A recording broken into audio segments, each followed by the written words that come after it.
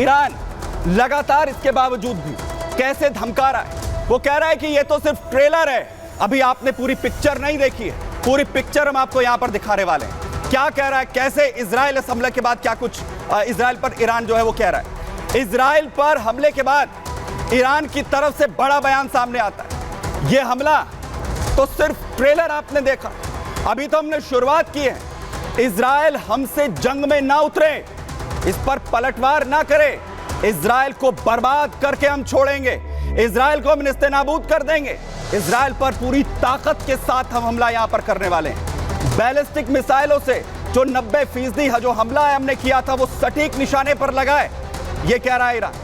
लेकिन इजराइल को अभी और गहरे जख्म हम यहां पर देने वाले हैं, अभी और हमले यहां पर बड़े हम करने वाले हैं। ईरानी हितों की रक्षा के लिए यह हमला जरूरी था, इसे जस्टिफाई कर रहा है वो कह रहा है कि हमने इसलिए किया है क्योंकि हम ईरान के हितों को समझते हैं और अंतिम विजय के साथ ही ईरान जो है इसमें जीतेगा। वहीं पलटवार हुआ तो इसका करारा जवाब भी हम यहां पर देंगे। इजराइल को चुनौती भी दे रहा है कि पलटवार मत करना, 102 इलाके को टारगेट कर हमने तमाम इन मिसाइलों को यहां पर दागा है और इजराइल पर 200 से ज्यादा मिसाइलें ईरान की तरफ से दागी गई हैं और हमने शुरुआत यहां पर कर दी है। हमले में ईरान के 20 F-35 खत्म कर दिए हैं, यह भी दावा जो है वो ईरान की तरफ से किया जा रहा है। अमेरिका मामले में दखल ना, वो देश जो इस वक्त इजराइल के साथ इस वक्त खड़े हुए हैं, वहीं अमेरिका अगर साथ आएगा तो उसे भी अंजाम भुगतना होगा। अमेरिका इसमें साथ आने की जो कोशिश है वो यहां पर ना करे। और कैसे इस बड़े हमले को अंजाम ईरान देता है और इजराइल क्या कर रहा है, रिपोर्ट के जरिए देखिए।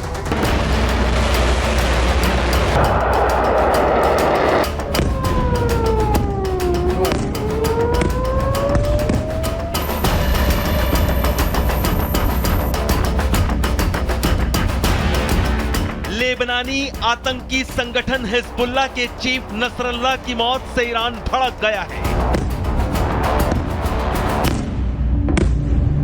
ईरान ने 1 अक्टूबर की रात इजराइल पर एक साथ 181 बैलिस्टिक मिसाइलें दाग दी। ईरान की तरफ से दागी गई खतरनाक मिसाइलों का मकसद इजराइल को बड़ा नुकसान पहुंचाना था। रात में मिसाइली हमलों के बाद पूरे उत्तरी इजराइल में खतरे के सायरन बज उठे। उत्तरी इजराइल के आकाश में सिर्फ और सिर्फ बारूदी शोले थिरक रहे थे। इजरायली नागरिक ईरानी मिसाइलों के हमलों से दहशत में आ गए। उत्तरी इजराइल के आसमान में ईरान की मिसाइलें बारूदी बारिश कर रही थी तो नीचे इजरायली नागरिक इन हमलों से बचकर इधर उधर भागते दिखाई दिए। इजरायली लोग हमले के बाद बंकरों में जा छुपे। ईरान ने जैसे ही सैकड़ों बैलिस्टिक मिसाइलें इजराइल की तरफ छोड़ी, तभी इजराइल का सबसे उन्नत और दुश्मन के हमले को नाकाम करने वाला missile air defence system active हो गया। ईरान की मिसाइलों के सामने इजराइल का आयरन डोम दीवार बनकर खड़ा हो गया और इजरायली जमीन पर ईरान का हमला लगभग फेल रहा। इजरायली डिफेंस फोर्स ने दावा किया कि ज्यादातर ईरानी मिसाइलों को हवा में ही मार गिरा दिया गया, यानी ईरानी अटैक को हवा में ही बेअसर कर दिया गया। लेकिन कुछ ईरानी मिसाइलों के टुकड़े जमीन पर आकर भी गिरे। 1 अक्टूबर की रात ईरान ने इजराइल पर तेज हाइपरसोनिक फतह-2 बैलिस्टिक मिसाइलों से हमला किया। ईरान की इन मिसाइलों की स्पीड आवाज की रफ्तार से लगभग 10 गुना ज्यादा है।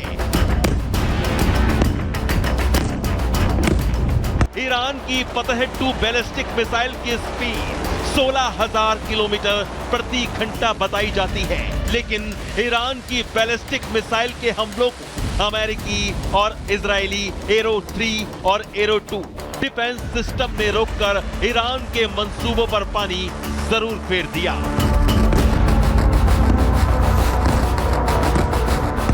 ईरान ने तेल अवीव में इजराइल के 3 मिलिट्री बेस और खुफिया एजेंसी मोसाद के हेडक्वार्टर को निशाना बनाकर मिसाइलें दागी थी। तेल अवीव, यरूशलेम और अन्य शहरों को भी ईरान की मिसाइलों ने टारगेट किया था, लेकिन इजराइल के अत्याधुनिक बचाव रक्षा प्रणाली ने इजराइल को खंडहर होने से बचा लिया। Bureau report, Republic Bharat.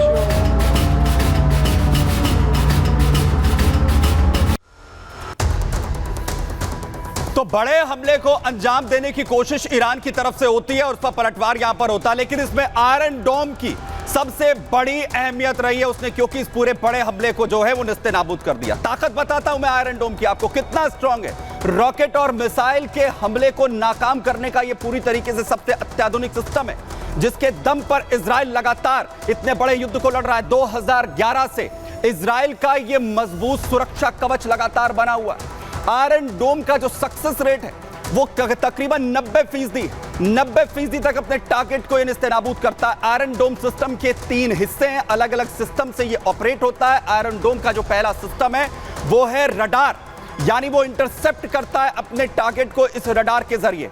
Iron डोम का दूसरा सिस्टम है लॉन्चर, इंटरसेप्ट करने के बाद वो मिसाइल को लॉन्च करता है, जिसके बाद अपने टारगेट को खत्म करता है। और आयरन डोम का तीसरा सिस्टम है कमांड पोस्ट, जहां से ये पूरी तरीके से चीजें जो हैं वो ऑपरेट होती हैं और इसी के आधार पर आयरन डोम यहां पर कार्रवाई पूरी तरीके से करता है, पूरे ऑपरेशन को खत्म करता है। लेकिन एक तरफ इजराइल ने इस ऑपरेशन को खत्म कर दिया, दूसरी तरफ ईरान कह रहा है कि हमारा सक्सेस रेट जो है वो 98 जहां हमने टारगेट किया था। जश्न कैसे मनाया जा रहा है, ये पार्लियामेंट की तस्वीरें, ईरानी संसद में नारेबाजी हुई इजराइल के खिलाफ, इसका समर्थन जताया जा रहा है।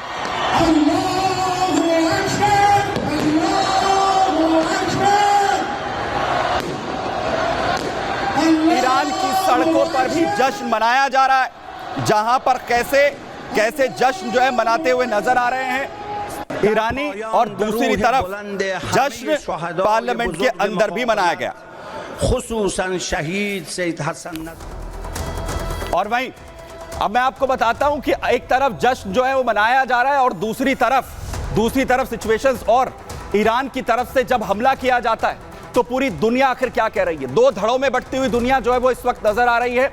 इजराइल डिफेंस के लिए हर संभव मदद हम करेंगे, ये कौन कह रहे हैं? जो बाइडेन की तरफ से, अमेरिका की तरफ से कहा जा रहा है कि हम साथ इस वक्त खड़े हुए हैं।